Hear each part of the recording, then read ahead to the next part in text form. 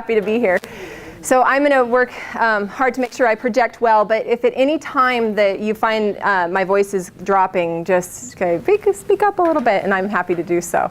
I'm pretty excited to talk about carbohydrates for a number of reasons, because I like nutrition discussion, I like nutrition controversy, I like nutrition science. So this lets me kind of pull all this together to share with you what we have identified in the literature in terms of carbs. What is the truth? Which I'm sure many people want to know. So just to give you a brief overview about what we're going to talk about today, to understand carbohydrates, you have to know a little bit of the science. So, I hope people don't run out of the room, but I am going to present some chemistry today. So, yay! I'm sure you're all excited about that. But that will help us to dive into where we can understand the literature a bit more when we're looking at myths. First myth, we're going to talk about carbohydrates. Makes a person fat. Everybody wants to know. Carbohydrates cause diabetes. Everybody wants to know.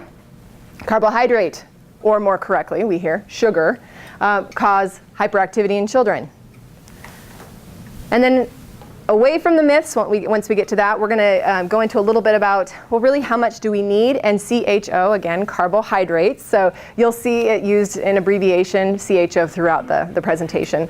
How much do we need, and what would that look like in terms of our intake, as well as, do we go into the dreaded high fructose corn syrup debate? Yes, and we're going to go there. So we're going to have a busy time. So next a little less than an hour, we're going to cover lots of info. So let's just kind of recap a little bit what you probably or may not have heard, and that is, where do carbohydrates come from? And essentially, it's a process of photosynthesis in which we have the formation of our carbohydrates from the plant sources, and that's where we get our carbon, hydrogen, and oxygen from. So where are our sources? Let's boil that down to what that means for what we can eat. So lots and lots of different sources of carbohydrates. And I think it's important before we go into the chemistry about carbohydrates, is to think about the food itself. And I'm right in your way. Do you want? Are you okay? No, I was just shocked over lettuce. Okay, there is some carbs in lettuce, yes. Yeah, now I wouldn't say it's a high carb source. It wouldn't be a fueling technique I would give to an athlete. But yes, it has some carbs. But I also get a lot of people are surprised by milk. Individuals who are in diabetes education are always like, oh yeah, we have to remind people about milk, as well as nuts and seeds. I think people often forget about nuts and seeds. And then, of course, the starchy vegetables as well, like your corn and your peas. But the thing is, they're everywhere. Carbs are everywhere, except in your protein sources, your full meat protein sources. So we have to recognize their role. But I also like to point out that if you know that carbs are in a variety of foods, that mean variety of nutrients. And I'm going to come back to that, because we have to see the context of where carbohydrates come from, also the context of what foods they're found in that also contribute vitamins and minerals that we need. So we have to see them together when we're thinking about health. So let's then talk about some science. Yes. So hopefully, some of you, this might be a review. Others, it might be the first time. So we're going to be going through it pretty quickly. So hopefully I don't run through them too fast. But I like to point this out because I get people all the time and they say, well, I can't have bread. There's too much sugar in bread. And I'm going, okay, so you're correctly equating sugar and bread, but then you're incorrectly equating bread with simple sugars. And that's a challenge that people have, and they don't understand what is the concept of different carbohydrate sources, meaning their classifications. So what you have are your simple sugars, and that's where you have one or two sugars termed scientifically as monosaccharides. And so we have three monosaccharides, glucose, galactose, as well as fructose that come in the diet. And then we have disaccharides, which essentially combine two sugars. And that's where we get our lactose, our sucrose, and our maltose. And I have some more visuals of these, so in case you don't have time to write them down. Now, we also have the term complex carbohydrates. So complex carbohydrates are when you have many sugars. So anything greater than 2 sugars we term polysaccharides. There's also oligosaccharides, but we're going to hold off on those. We'll focus on polysaccharides, which are anything over 2 chains. And that's where you get starch, which is another term for what you would see food sources, as well as glycogen, which is our body sources of carbohydrate. And then what I love to talk about, and everybody knows I talk about this in all my classes, I get excited about it, and that's fiber. And I think everybody should be excited about fiber. Yes, I know, we should be celebrating fiber. If I could, I'd have like a National Fiber Day. So just more promo there. Surely a week. A week would be good too. I'm sure, you know, absolutely. But if we could do some promo on fiber, that would be great. So let's break it down to some chemistry in case you didn't get all that information. So boil it down to visually what we can see. What's important to note is that when you have those monosaccharides, so they're different. They have the same ratio of carbohydrates, of carbon, hydrogen, and oxygen, but they're different configurations. And that's important to understand in how the body uses them. And that's the whole point of why we have to recognize that we have the fructose, we have the glucose, as well as the galactose. So those are our 3 monosaccharides, and that's the shape of them, in case you're a very visual person, which I am, so I like to see it. Now, this is what happens when we move to, noting, it's important, this is my cue. So fructose is actually the monosaccharide that has the sweetest flavor. So it actually has the most sweet flavor in our mouth. What we see in terms of our diet, and overall, the most that come into our diet would be the glucose, which you see in the center. And how the body utilizes it, primarily glucose. And so what you often hear, and we're going to talk about in diabetes management, blood glucose levels, or blood sugar is often termed, but it's blood glucose because this is the form that the body uses. And that's the center one. So we're okay here, right? All right, awesome. Okay, we're good. We're going to just now move a little bit. Now, when you look at this, you're like, wait. We're going to break it down. So it's basically that same first slide when we were talking about monosaccharides, then disaccharides. So the monosaccharides are the single. Your disaccharides is when you combine 2 molecules. So what we actually have, in this case, when you see glucose and a glucose molecule together, then you have maltose. So you have your glucose, maltose. When you have glucose and fructose, those 2 molecules combined, you get sucrose. We're going to talk about that one here in the next slide. And then, of course, what we see in galactose with glucose, the natural found form of sugar in dairy products and milk, and that's lactose. So you all will have some wonderful scientific information to take home to your family tonight. And hopefully around family meal times or sitting around dinner, you'll be discussing monosaccharides and disaccharides. And yes, polysaccharides too. So let's get back to disaccharides. Let's boil this down to the food element. So what we see is we see the fructose with glucose combination that makes sucrose. Your sucrose is your table sugar. That is your common form of your table sugar. So we're going to talk a little bit about that more. Then, of course, you have lactose, which is the galactose with glucose, found in dairy products, as well as maltose, which is the least common form of disaccharide in the diet. So you might get it in some like malt beverages, but it's by far least common. Questions so far? How are y'all doing? All right. I don't have too many people going, you haven't left yet. Table sugar, does that include all of those extra maple syrup and all of that extra? So we're going to talk a little bit in some of those food sources, but it depends on the type of syrup. Yeah, so it really depends on the production of the syrup that's there. But in terms of the most simplest sense, it's your table sugar would be identified. Like cane sugar. You got it. Brown sugar, things like that. All right, so let's jump to polysaccharides. So recall, polysaccharides are those glucose molecules when you have more than 2 linked together. more than two linked together is what you're going to get with a polysaccharide. And so what you can see here is how we have our polysaccharides present. Now we have our starch, which is essentially the storage form of plants. So going back to the process of making carbohydrate in plants through photosynthesis, that whole process, you are forming the starch. You're forming those chains of glucose molecules in that food, and that would be your starch. Now, the other piece to this that is really important to understand is your body has its own way to store carbohydrates as well. And it's really a crucial means at which to store this carbohydrates, because we're going to learn about what carbohydrates do for the body and why you need them. And so the body has built within itself a means to have glycogen. And glycogen is the scientific term used to describe how we package all those glucose molecules in our body, and in two places, liver and in the muscle tissue, which is really functional.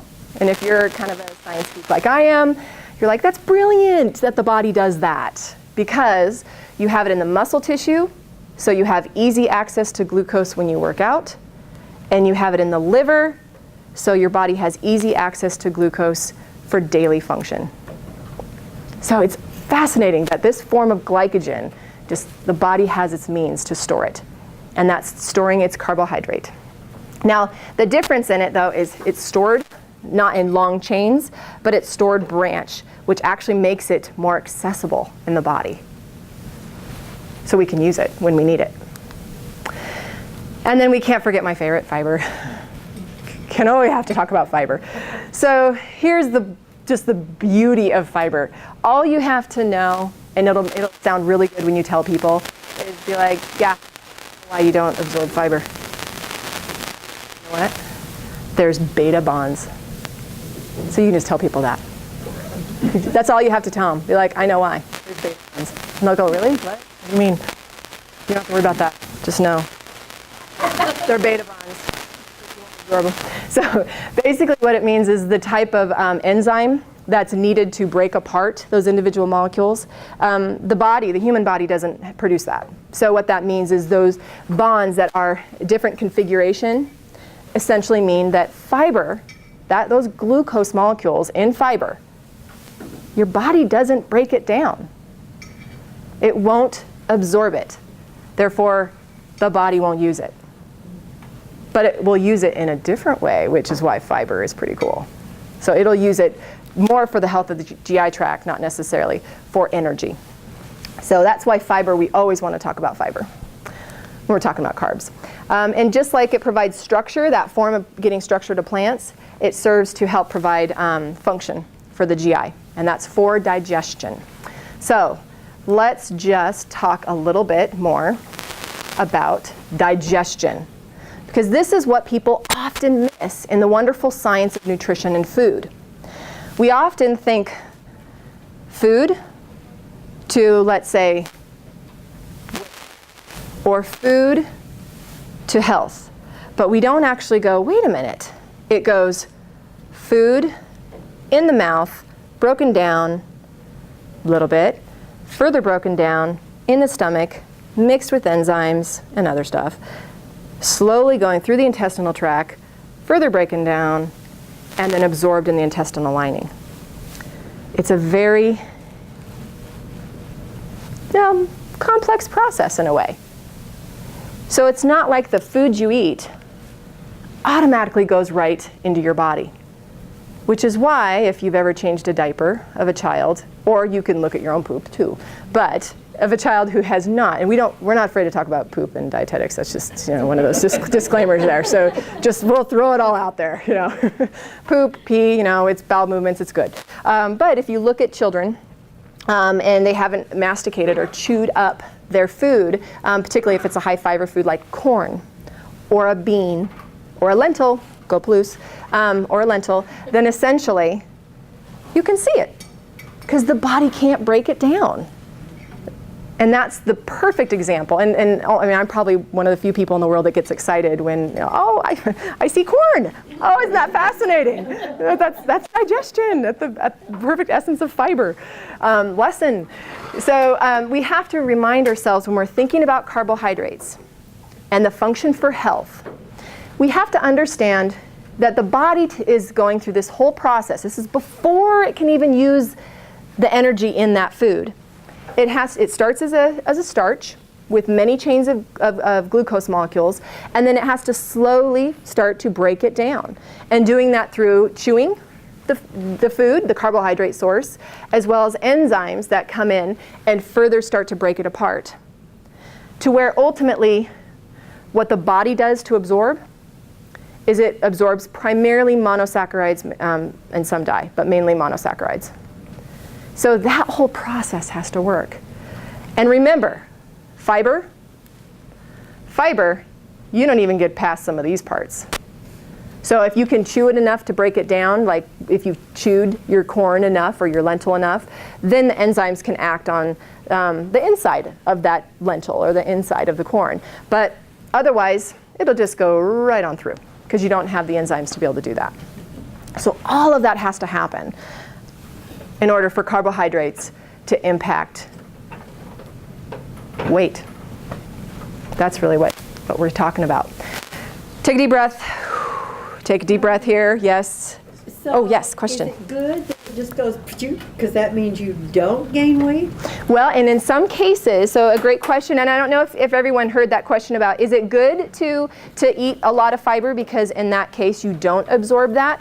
And yes, in many cases, it is one of the benefits to a high fiber diet is that it does impact not only the fact that you aren't going to absorb those calories that are in the fiber, but also fiber has some amazing binding abilities with fatty acids, as well as glucose, other glucose molecules. And so there is a big health benefit.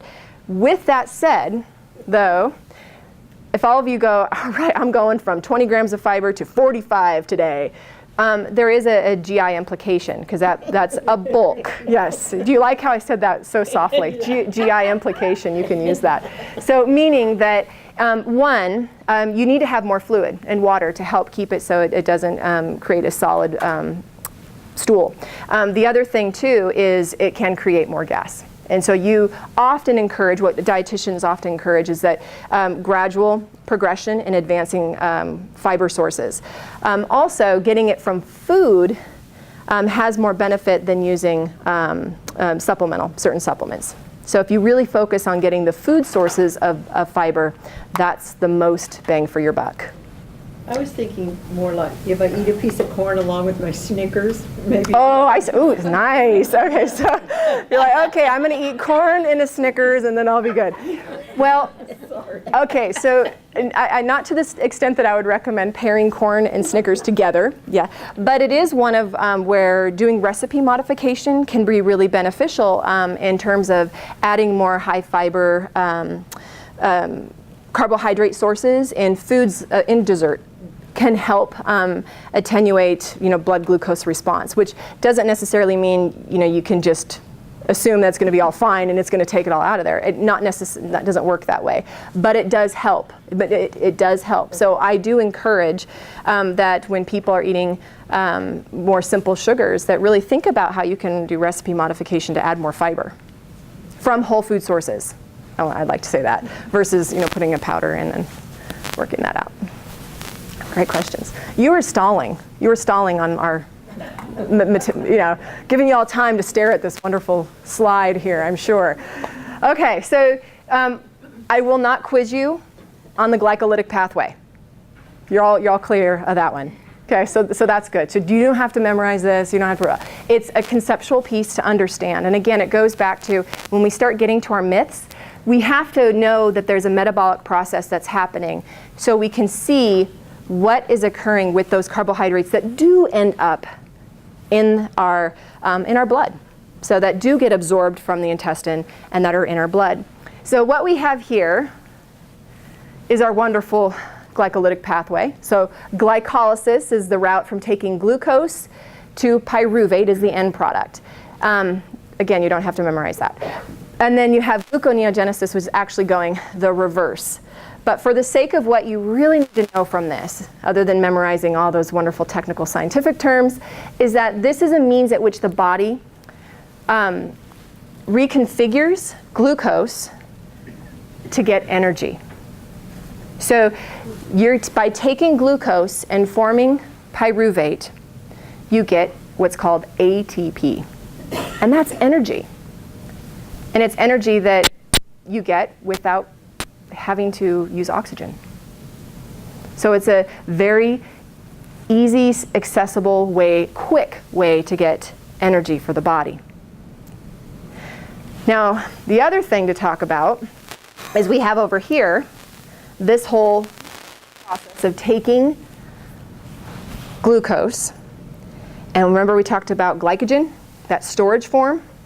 But taking glucose, and you start to take individual molecules and package it into that storage form of carbohydrate of glycogen in the liver and in the muscle tissue. So two very key roles that you see. Now there's lots of different metabolic pathways and processes that are occurring, but when we're talking about carbs, these are two very important ones.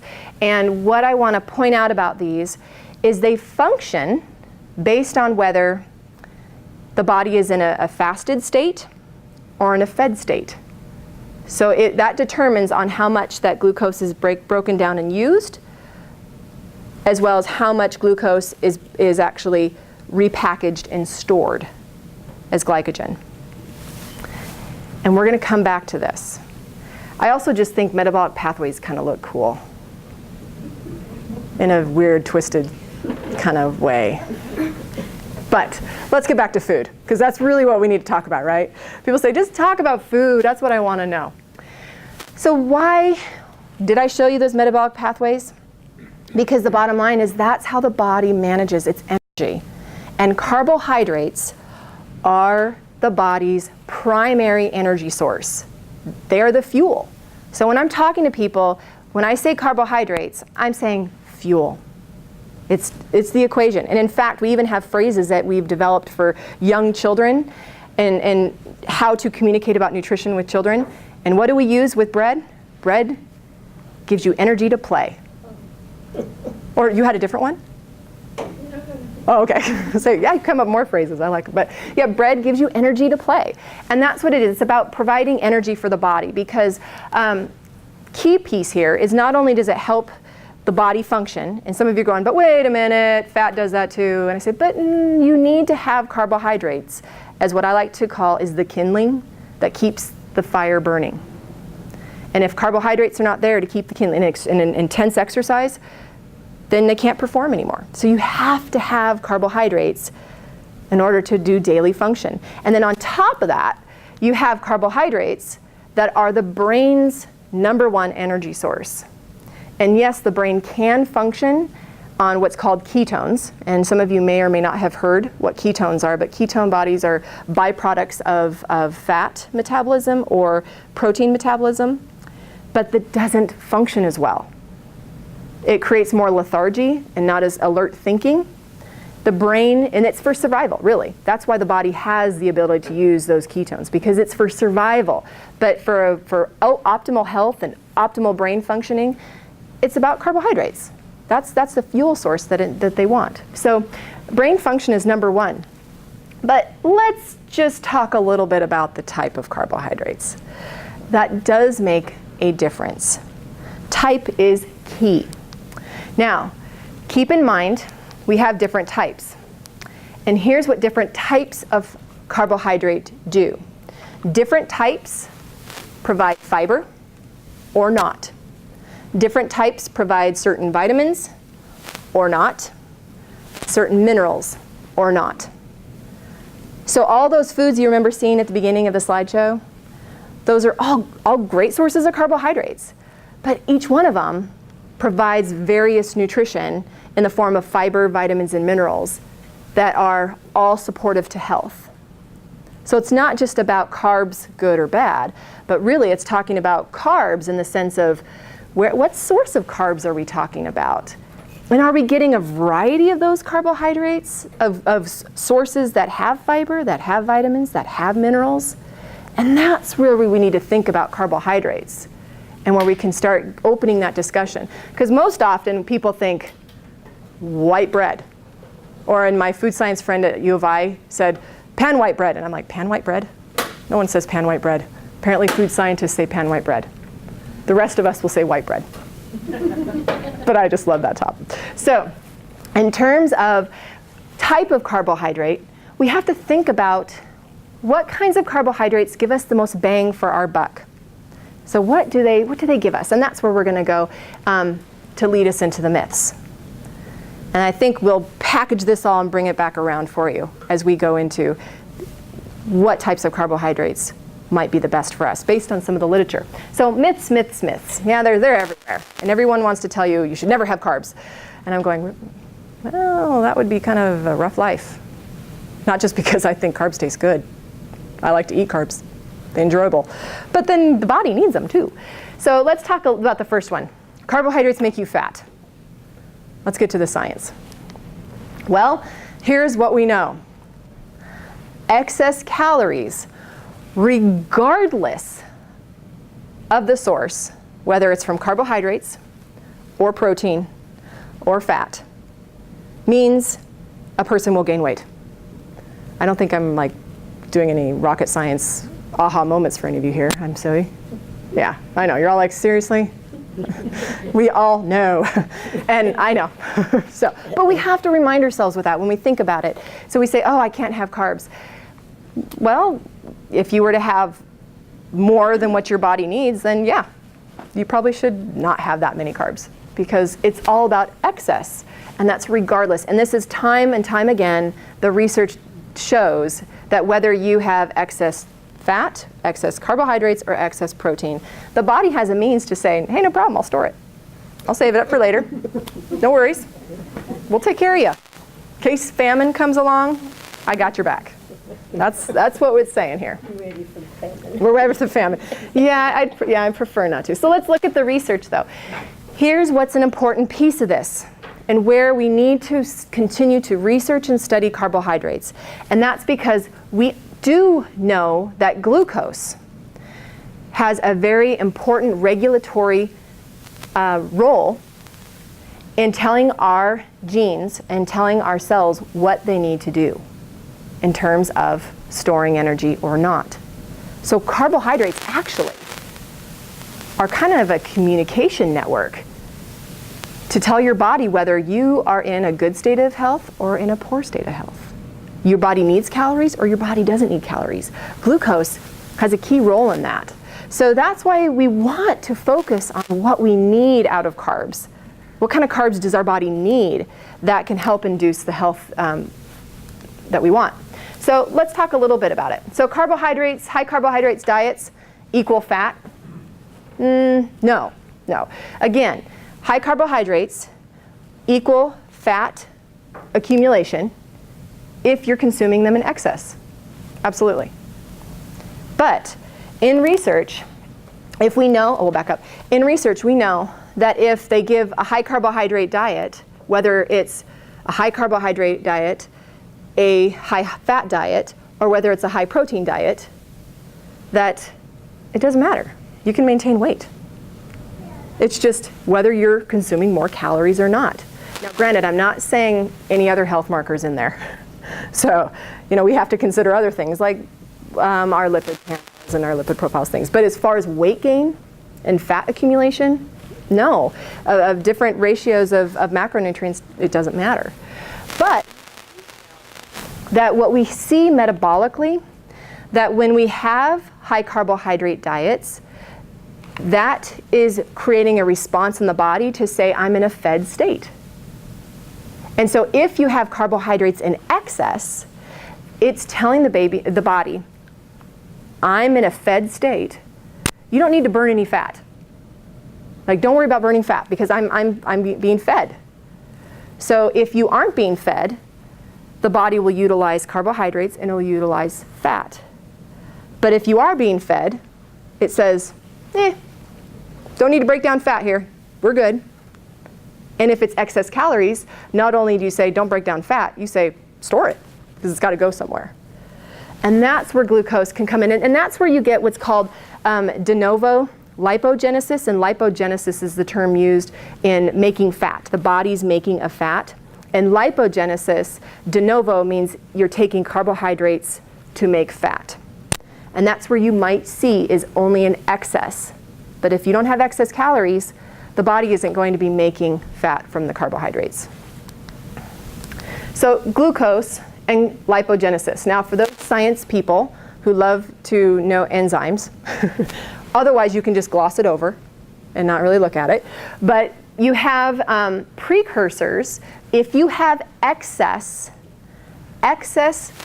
carbohydrates, which means you have more glucose than your body needs to store or the body will use, then through that pathway of glycolysis, you actually can create what's called glycerol, which makes fat. So the body still has to break down the glucose and will reconfigure it in order to make fat or precursors to fat. And that's essentially what happens if intake is in excess of total energy needs. So what you see is all those precursors for the backbone of fatty acids, as well as what is the form of, I talked about pyruvate to acetyl-CoA, which essentially also helps to facilitate making long-chain fatty acids. And that would be both making the backbone of fat, as well as making of a triglyceride, as well as making the chains that go along with it, if consumed in excess. What's the bottom line from all this? If you're going, it's Wednesday, I haven't even got through the week.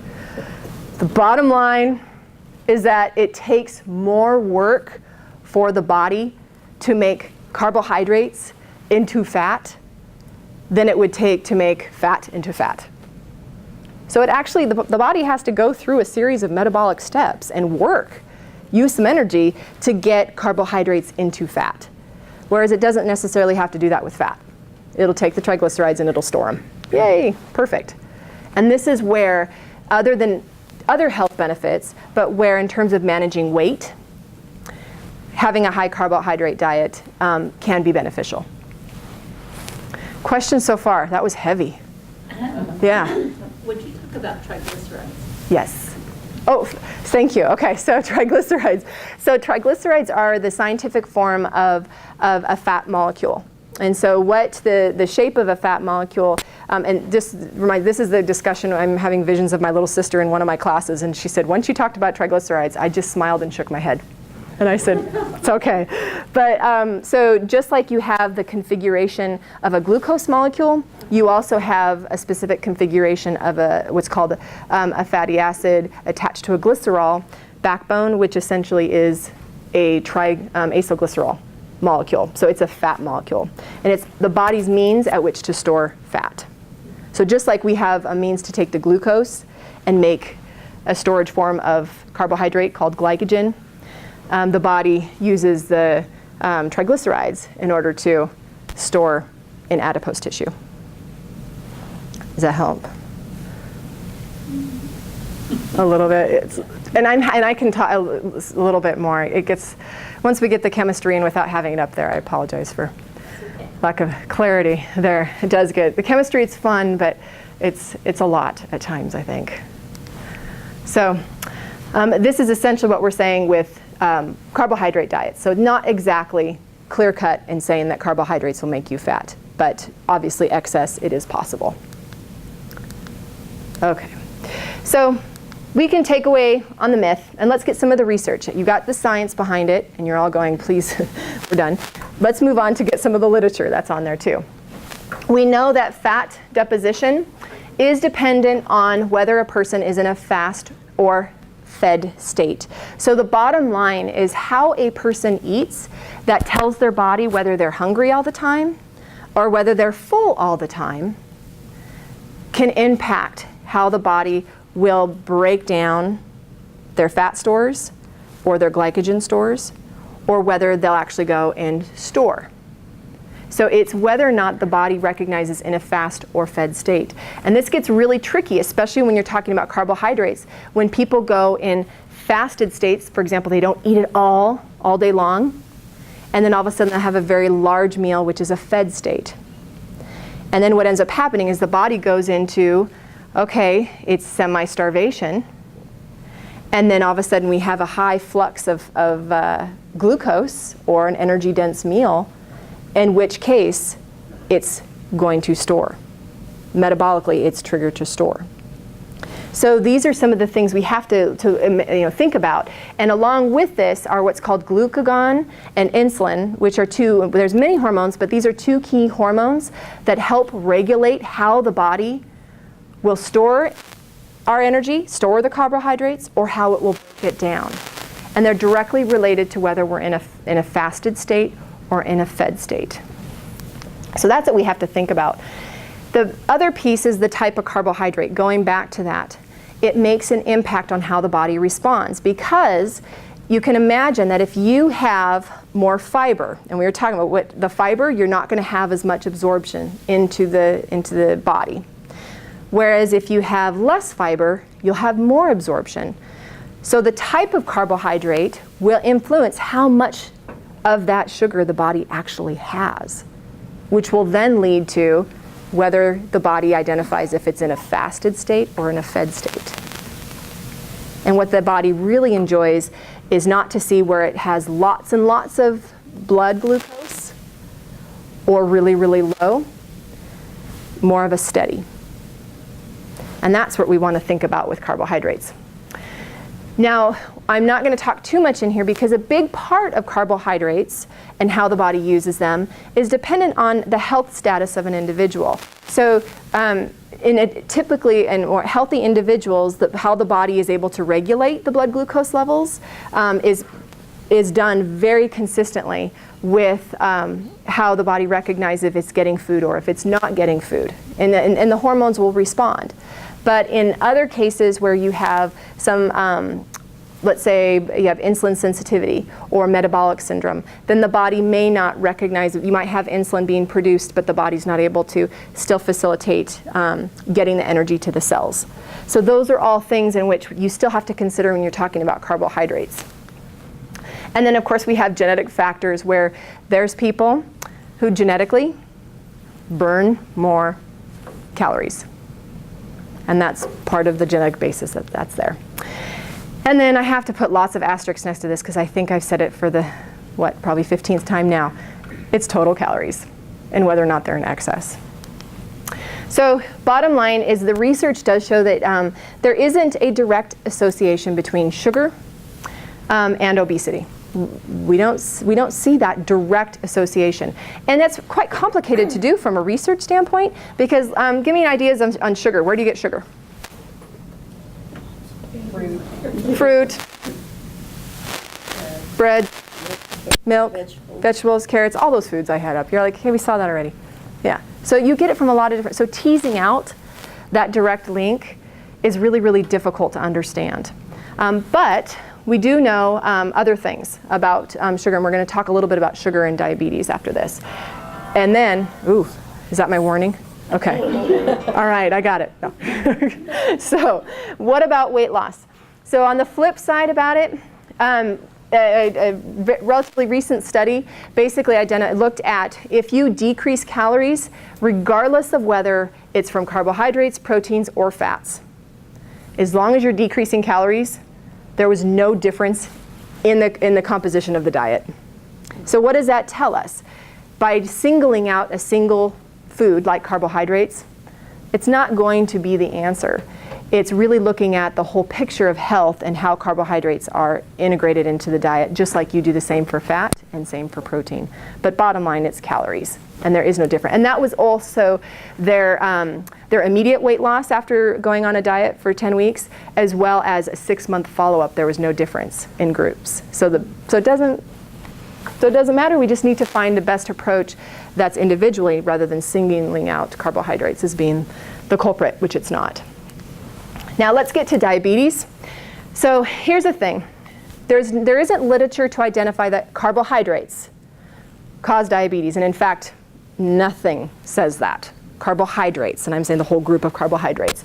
Now, certain carbohydrates there's a little bit of research on weight gain, the type of carbohydrates that's consumed. But by far, it's still a bit controversial, still isn't definitive, so we can't say. We do, however, know a little bit about sugar specifically. Now, in this one study I found, the only thing about it that I did not like, and I quite a bit, but they identified that 150 kilocalories a day of extra sugar contribute to weight gain, or to diabetes, excuse me. But here's the thing is this study looked at sugar per capita, and if you really understand sugar, it's not about studying per capita. It's about intake. It's not what's available, it's about intake. So what this study really was identifying that if you have lots of sugar available, more than what would be typical in other countries, incidence of diabetes might be higher. Well, that brings to the next research and evidence-based practice. We do know that sugar-sweetened beverages are associated with diabetes. And the mechanisms for that, there's a couple theoretical bases for it, but the research has demonstrated in multiple studies from pretty renowned sources like the American Journal of Clinical Nutrition, as well as Journal of American Medical Association, basically have identified that sugar-sweetened beverages, particularly in excess, of course, has been associated with diabetes, and that's teasing out weight gain. So we do want to be cautious in terms of the sugar-sweetened beverages that are consumed. So that's kind of the underlining thing there. So that's even not concerning weight gain. They controlled for the confounding factor of weight gain, correct? Yes. So we're learning more about that. But what they have teased out, it's not because of high fructose corn syrup, though. So we can't pinpoint that one. Yeah, people have a hard time holding on to that one. So yes, we do see that link between diabetes. All right, the next one we're going to go to, this is my favorite because my research area is child feeding and child nutrition, and so anytime to talk about food-related environments for young children and their outcomes of health and behavior are always exciting for me. And this is my favorite one because I have people who are like, I probably hear this, oh gosh, at least 60 times a year. And I'm going,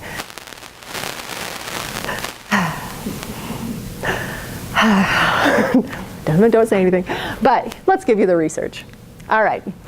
First, we know this is not just a US myth. It is around the world. Everyone thinks that sugar causes hyperactivity. Everybody does. It's like it's common. It's whether it was in Australia, whether it was in Iran, whether it was in, I think I read another one that was in India. People think that sugar causes hyperactivity. But here's the thing. Irrefutably, there is no evidence. None, zero, zip, zilch. None. And in fact, the evidence actually shows that providing some form of carbohydrate, even sugar, has more sedative effects and actually improves cognition and actually improves behavior. So the evidence is on the other side. Now, here's what we do see, and actually there's a couple study. So behaviors improve, cognition improves. Perception. Key word in nutrition. Perception, how people perceive it. And here's what we know in a couple studies, and actually there's two I was looking at, when the mothers were told that their child had sugar, the mothers rated their child as being very hyperactive. Another study, which I said, well, yeah, okay, whatever. Another study actually was a clinical controlled trial where they gave children a sugar-sweetened beverage or an artificial sweetener. But the mom, and then of course the control group, that wasn't. The moms still rated, compared to the control group, when they got an artificial sweetener, which had no sugar in it, but they thought it did, that the children were hyperactive. So the reality is it does not cause hyperactivity. But I want to point out something, because people are like, wait a minute, I've seen the energy levels. Well, here we are at a birthday party. We're having fun. Got some girls jumping. They're excited. Life's good. They're at a birthday party. They're enjoying, they're with their friends, they're playing games, they're having fun. And we're going to serve cake and play punch. Why do you think they're hyper? Because they're at a birthday party, because they're having fun, because they're hanging out, they're having a good time. And that's where they get hyper.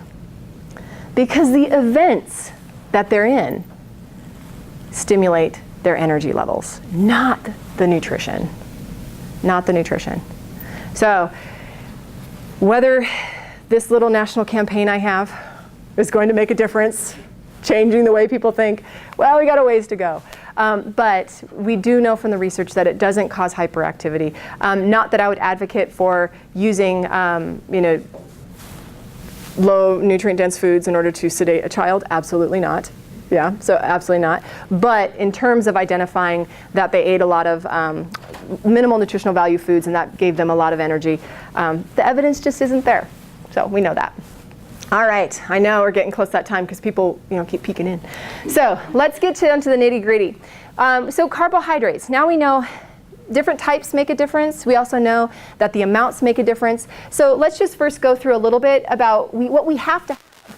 And we have to have a minimum. And even 100 grams is very low. And in fact, 150, the research is used 100 to 200. I err more on the side of 150 grams, especially dependent on a person's health status, or if they're very physically active, or if like students are studying where the brain is utilizing a lot of energy, glucose. But at a minimum, we shouldn't fall below 100 grams. There's no way. And here's the thing. That's not like a huge amount.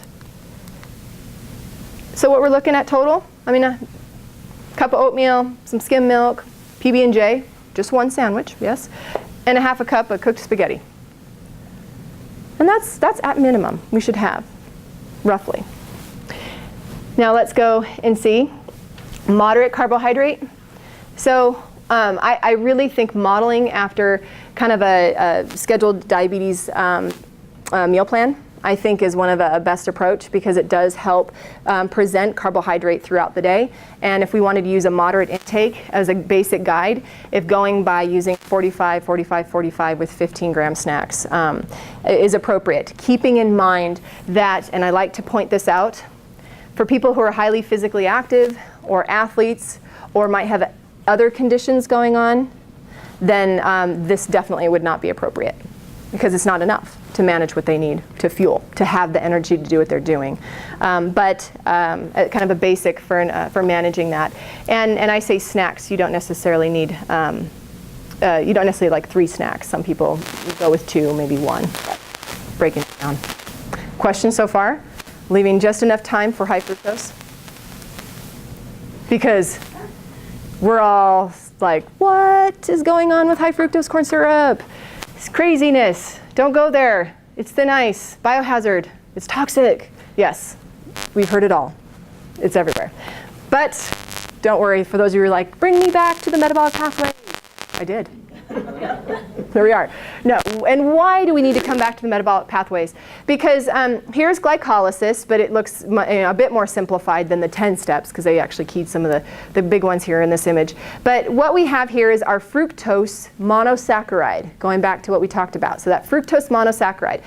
In order for the body to use fructose, when it absorbs it, and the means at which it is used is taking into the glycolytic pathway and converting it to glucose, or goes into the glycolytic pathway. So here's where it would go into the glycolytic pathway and go into glucose, or it go glycolytic pathway and used for energy.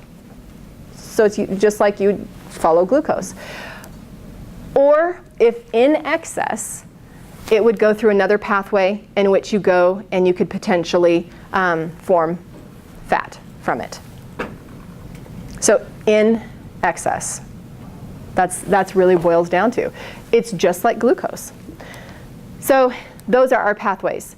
This is the science, and that's how I went through those. First pathway, and it occurs in the liver, and if you have lots of fructose consumption, as well as the other pathway, which is down here, And that's more commonly found. Now, let's get into the review of what we were talking about. So the bottom line when we talk about high fructose corn syrup, we're talking about if we are consuming excess glucose or fructose, in the case of where you might be consuming high fructose corn syrup, that could impact lipogenesis because you're providing more glucose molecules in order to make additional fat, essentially.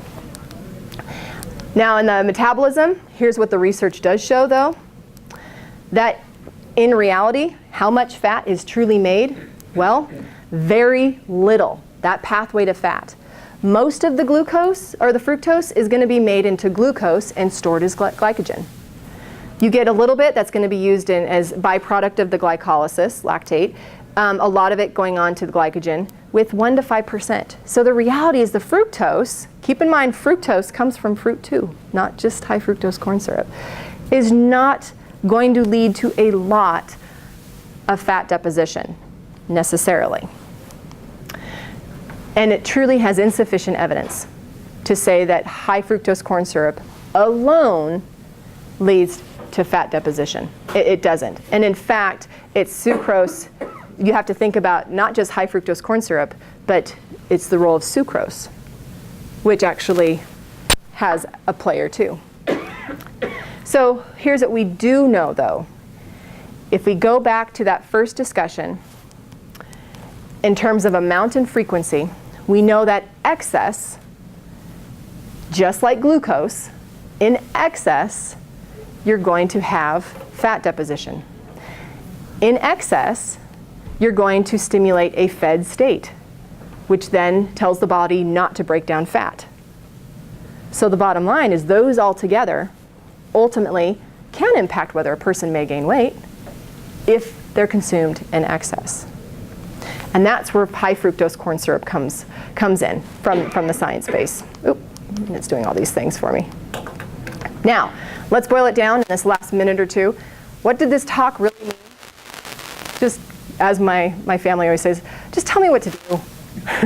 Just tell me what to do, all right? Whatever glycolysis, I don't care, just what do I eat?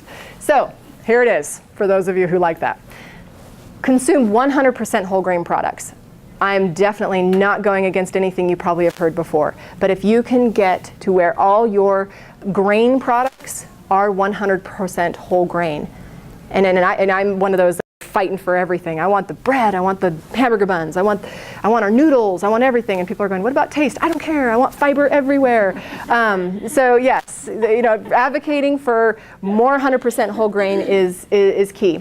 And then I like to say at minimum, I would recommend making sure that you have at least 150 grams of carbohydrate for proper brain functioning. But if you have underlying concerns or health conditions, what's great is you have access to registered dietitian nutritionists that I would advocate to see them to get a more concrete idea about what would be a perfect plan for how many carbohydrates a day. The other thing, we know added sugars. The research isn't totally definitive on added sugars in terms of obesity, but we do see some other hints towards things like diabetes. We also see elevated triglycerides. We also see some other metabolic syndrome effects. The American Heart Association actually encourages 100 kilcals per day. Whereas the dietary guidelines is a bit higher, as well as, I'm brain lapse right now because I'm trying to get this through. So here's what I'd recommend is, aim to be moderate in added sugars. So what's a kilcal? Calories. So it's just standard calories. So 100 calories versus. Oh, what's I know. I apologize for that. So the K, it's the international standard for writing a calorie. So, but I would just go by a calorie. Yeah, it's, I always confuse, yeah, it gets a little confusing. And then the last thing to end on, because the literature is starting to identify sugar-sweetened beverages, and this is not 100% fruit juice, that does not fit in this category. In fact, 100% fruit juice has been shown to be associated with improved health status. So if you can limit sugar-sweetened beverages to no more than 1 per week, yeah, and that's not one big gulp.